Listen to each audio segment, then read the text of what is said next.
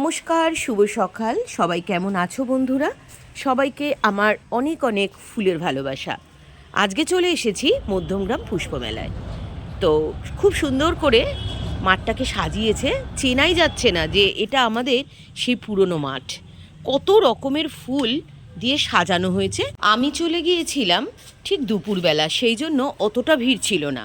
আর আজকে থেকেই মেলাটার উদ্বোধন। তো এখানে বিভিন্ন রকম সাংস্কৃতিক অনুষ্ঠানের জন্য মঞ্চ বানানো হয়েছে। কত নাম না জানা ফুল, কত সুন্দর দেখো এই ফুলটা, চোখ যেন জুড়িয়ে যায়। এক একটা ফুলের কাছে গিয়ে বেশ কিছুক্ষণ দাঁড়িয়ে দেখতে লাগলাম। কত রকমের ফুল আগে দেখিইনি। অনেকটা সূর্যমুখী ফুলের মতো দেখতে, আবার লিলি ফুলের মতোও দেখতে।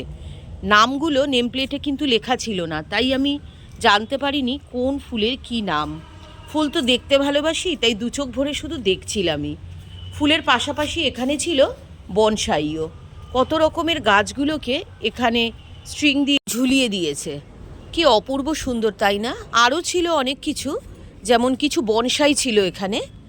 বনসাইগুলোতে দেখলাম একটা ছোট সাইজের একটা বট গাছ, এত অপূর্ব লাগলো না।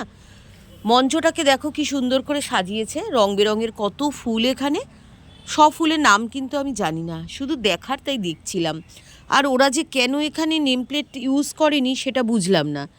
তো গোলাপও ছিল অনেক, নানান রকমের নানান রঙের গোলাপ ছিল, অর্কিড ছিল।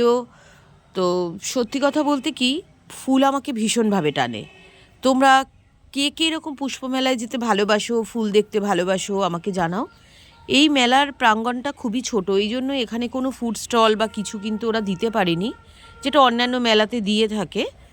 তো নানান রকমের চন্দ্রমল্লিকা, তারপর গাঁদা, গোলাপ, ডালিয়া সব ছিল। বনসাইয়ের মধ্যে এখানে একটা আম গাছ রয়েছে। তো বিভিন্ন গাছ, আগেও বললাম আমি সব গাছের নাম জানি না। ওরা নেম প্লেটও ইউজ করেনি কেন বুঝলাম না। হ্যাঁ, হয়তো এবছর নতুন করছে বলে অতটা আইডিয়া নেই ওদের। তো খুব সুন্দর, এটা একটা অশ্বত্থ গাছের বনসাই। তারপর আমি যেগুলো চিনি আমি সেগুলোই বলছি।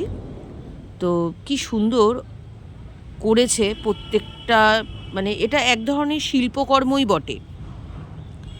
তো এটা একটা ঝাউ গাছ করেছে, কি সুন্দর। অনেকক্ষণ ছিলাম ওখানে, বাড়ি ফিরতে মনই চাইছিল না, ভাবছিলাম ওখানে থেকে যাই। এত সুন্দর লাগছিল না, আর ফাঁকা ছিল তো এলাকাটা। তো মনে হচ্ছিল যেন থাকি বেশ অনেকক্ষণ, কিন্তু বাড়িতে আসতে হবে, তাড়া রয়েছে। তো বন্ধুরা, কেমন লাগলো আজকের ব্লগটা তোমরা কিন্তু অবশ্যই আমাকে জানাবে কমেন্ট করে। আর সবাই অনেক অনেক ভালোবাসা নেবে আমার, সবাই খুব ভালো থাকবে। আজকের মতো এই পর্যন্ত, টাটা।